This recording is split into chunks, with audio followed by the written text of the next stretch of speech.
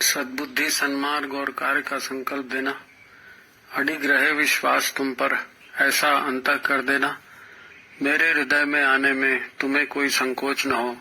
हे गुरुदेव, मुझे नजरों से दूर कभी न होने देना। हे गुरुदेव, मुझे नजरों से दूर कभी न होने देना। नमस्कार, गायत्री चिंतन धारा में आप सभी का स्वागत है।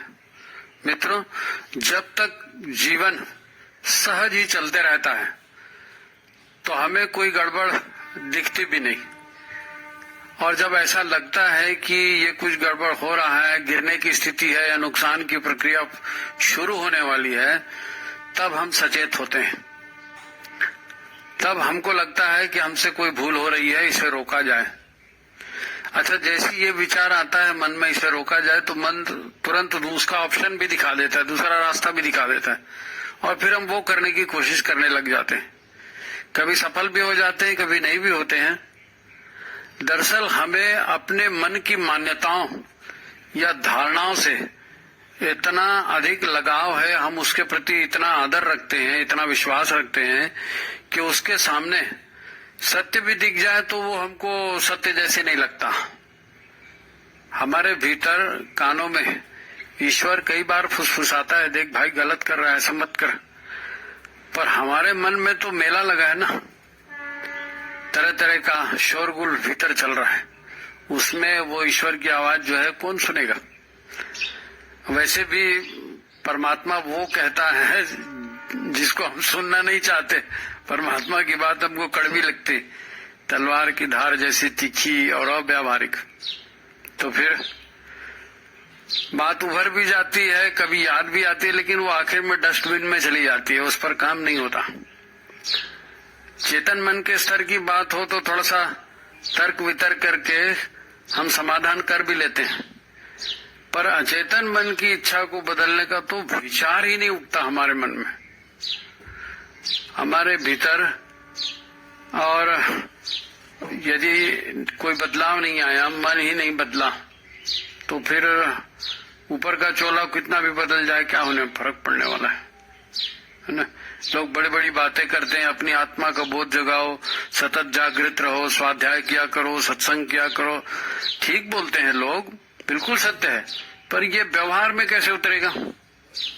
यही तो वास्तविक समस्या है। जानते सब है, व्यवहार नहीं हो पाता।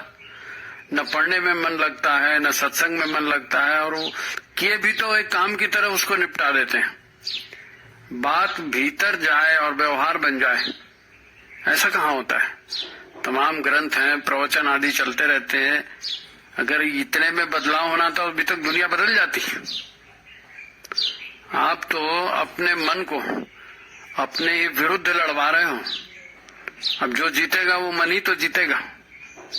गुरुदेव कहा करते थे, बेटा जब गायत्री भीतर उतरती है तो चमत्कार हो जाता है, बगुला हंस हो जाता है और कौवा कोयल हो जाती है। बात तो ठीक है, लेकिन यहाँ दुनिया में सभी लोग ऐसा सद्ज्ञान बांटते फिरते हैं, टीवी में भी आते रहता है ना। सदियों से ये सब चल रहा है, लेकिन कुछ फर्क तो दिखता नहीं। तो अब हो कैसे? पहली बात तो यह है कि क्या वाकई किसी को आत्मनियंत्रण सीखना है, अपने आप को बदलना है, खुद में परिवर्तन लाने की इच्छा है भी या नहीं? क्योंकि ये काम दूसरा नहीं कर सकता। दूसरा लाख सर पटक ले तो भी ये काम खुद को करना पड़ेगा। मान लो आपको बाकायदा गुरु मिल गया और गुरु आपको सिखाने भी लगे, पर आपका मन बार बार भाग जाता है कहीं और, तब ये सब इतना आसान नहीं है। अपने आप को बदलना, अपने आप पर नियंत्रण रखना, पूरी जिंदगी का ट्रैक बदलना पड़ता है। इसके लिए पूरी जिंदगी दांव पे लगाने पड़ती है। जैसे किसी गाड़ी या मशीन का कैपिटल रिपेयर होता है तो उस पूरी मशीन को खोला जाता है, उसका एक एक पुर्जा खोला जाता है। जिसमें जंग लग गया है, वो पुर्जा नहीं खुल रहा है तो उसको काट के बाहर निकालते हैं, और फिर पुराने सारे घिसे पिटे पुर्जे सब बदल के पूरा नया लगा के तेल ग्रीस लगा के तब फिर नई मशीन फिट कर दी जाती, फिर वो नई मशीन हो गई है ना। ये कहलाता है आत्मसमर्पण। अपने आप को पूरा खोल देना, अपनी मान्यता, अपने विचार, अपनी धारणाएं, अपना संस्कार सब छोड़ करके और गुरु के ज्ञान के प्रति पूरी तरह से समर्पित हो जाना, आत्मसमर्पण कर देना कि गुरु हम तुम्हारे सामने हैं, जो करना है कर डालो, आप जो बोलोगे हम पूरा कर देंगे, और फिर पूरा करना। दरअसल सत्य को जानना और सत्य के बारे में जानना ये बिल्कुल अलग अलग बातें हैं। जो लोग भी आपको अच्छा काम करने, सत्कर्म करने के लिए बातें करते हैं, ये जनरली सत्य को जानने वाले लोग हैं। इन्होंने ग्रंथ पढ़े हैं, किताबें पढ़ी हैं, साहित्य पढ़ा है और उसके ऊपर ये भाषण दे रहे हैं। सत्य को जानना एक अलग ही बात है। सत्य को किताब पढ़कर ऐसी सरसरी तौर पर आप अनुभव नहीं कर सकते।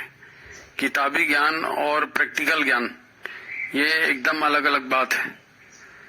प्रैक्टिकल नॉलेज ही सत्य का वास्तविक ज्ञान है, क्योंकि ज्ञान जब तक व्यवहार में नहीं उतरेगा तो वो ज्ञान बकवास है। व्यवहार में उतरने के बाद पता चलता है कि असलियत क्या है। तो इस सत्य को मन को भी मानना पड़ता है। जब आप व्यवहार में सत्य प्रमाणित कर लेते हैं, जान लेते हैं कि हाँ सत्य है, तो फिर मन भी उसको मानता है। झकमारी स्वीकार करना पड़ता है मन को, मन नकार नहीं सकता उसको। दैनिक जीवन के संदर्भ में इसे देखें तो पहले अपनी मान्यताओं, पूर्व में बनी धारणाओं, विश्वासों से अपने मन को पूरा खाली करना पड़ता है। कोई पिछली बात नहीं, गुरुदेव मैंने तो ऐसा सुना था, वो सब बकवास था, सुना था। अब जो गुरु बोल रहे हैं उसको सुनो। इनको हटाना सबसे कठिन होता है, परंतु ये स्वयं ही निष्प्रभावी हो जाती है जब गुरु के प्रति आपके मन में श्रद्धा और विश्वास जागता है। इसीलिए सूत्र है श्रद्धावान लभते ज्ञानम। श्रद्धावान को ही ज्ञान उपलब्ध हो पाता है, क्योंकि बहुत कुछ तो आपने पहले से भर के रखा है, लेकिन वो सद्ज्ञान नहीं है। अब वो पूरा हटेगा, उसके बाद ही तो सद्ज्ञान घुसेगा ना। अच्छा, लोगों को गलतफहमी होती है कि हमने फला फला को गुरु बना लिया, हमारा तो सौभाग्य खुल गया। अरे कोई सौभाग्य नहीं खुला, तुमने गुरु बनाया। तुमको समझ थी गुरु बनाने की? गुरु ने तुमको चुन लिया है, तुम करो ना उसके जैसे। ये भी मन की गलतफहमी है। गुरु तो सबको ज्ञान देते हैं, पर रिसीव कौन कर पाता है? पहले दिमाग में जो कचरा भरा है भाई वो हटे, तब नई बात वहां बैठेगी। तो गुरु भी ज्ञान देने के पहले भीतर की बुराइयां हटवाते हैं, क्योंकि इसके बिना पात्रता का विकास नहीं हो सकता। आप रिसीव कैसे करेंगे?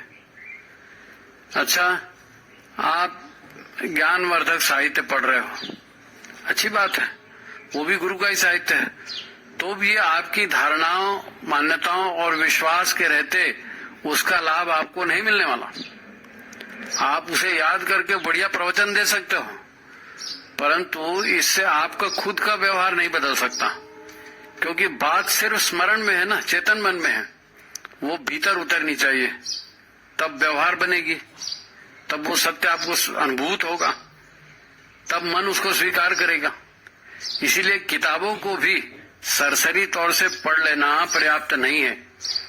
अचेतन मन उसको स्वीकार करेगा तब जब आप उस पर गहराई से मनन चिंतन करके और स्वयं अपनी मान्यता और धारणाओं को बदल नहीं लेते, है ना। उस साहित्य के माध्यम से आपकी मान्यताएं, धारणाएं तब बदलेंगी जब आप चिंतन मनन करेंगे। मित्रों, मन ही तो करता है, वो स्वयं को कंट्रोल कैसे कर सकता है? या तो गुरु की कृपा से अंतः चेतना जगाकर उसे कंट्रोल करना पड़ेगा, या फिर अपने संस्कारों को बदलना पड़ेगा, और कोई रास्ता नहीं है। मन का दमन तो अत्यंत विनाशकारी है ना। सत्य का उद्घाटन मतलब मन की मौत। सत्य के आगे मन की नहीं चल सकती, पर मन अपने आप को मरते भी नहीं देख सकता। इसीलिए तो आपको संकल्पों के विकल्प प्रस्तुत करते जाता है मन। अच्छा, ऐसा ही तो संकल्प लिया ना, तो ऐसा करके देख लो ना, ये तो चलेगा। आपको आखिरी सांस तक वो भटकाने का काम छोड़ता नहीं है। उसके पास अनेक शक्तियां हैं, मन को भटका देने वाली मेनका, विचारों को अन्यत्र रमा देने वाली रंभा, ये सब भटकाने वाली शक्तियां अलंकारिक नाम है उनके। किंतु सदगुरु के प्रति श्रद्धा और विश्वास भी बहुत जबरदस्त ताकत है। यदि आपका सदगुरु के प्रति श्रद्धा है, पूर्ण विश्वास है और आप उसके आधार पर काम कर रहे हो, गुरु के इशारों पर मन प्राण से चलना आपने प्रारंभ कर दिया है, तो फिर आप नहीं रहे, फिर गुरु की शक्ति आपके साथ काम करने लगती, तो फिर आप तो गुरु के ही अंग अवयव हो जाते हो। ये कहलाता है मन का रंगना। मन रंग गया फिर गुरु के रंग में, है नी? तो फिर मुख हो ही वाचाल, पंगु चढ़ाई गिरिवर गहन, सब देखते रह जाएंगे, फटाफट परिवर्तन होता है। तो फिर अपने आप को गुरु के रंग में रंगने और मन पर कंट्रोल करने या अपने आप को बदल देने की साधना, जो भी आप बोलो, है ना, ये उसकी वास्तविक प्रक्रिया है। नवरात्रि साधना नजदीक आ रही है, सोचा इसी पर कुछ चर्चा हो जाए, तो आज ये चर्चा यहाँ अपन समाप्त करते हैं। ठीक है, आज की बात यही समाप्त करते हैं, और लगे तो दोबारा इसको सुने। आपको बातें अच्छी लगती है तो चैनल को लाइक करें, सब्सक्राइब करें, शेयर करें। ठीक है, सभी को नमस्कार।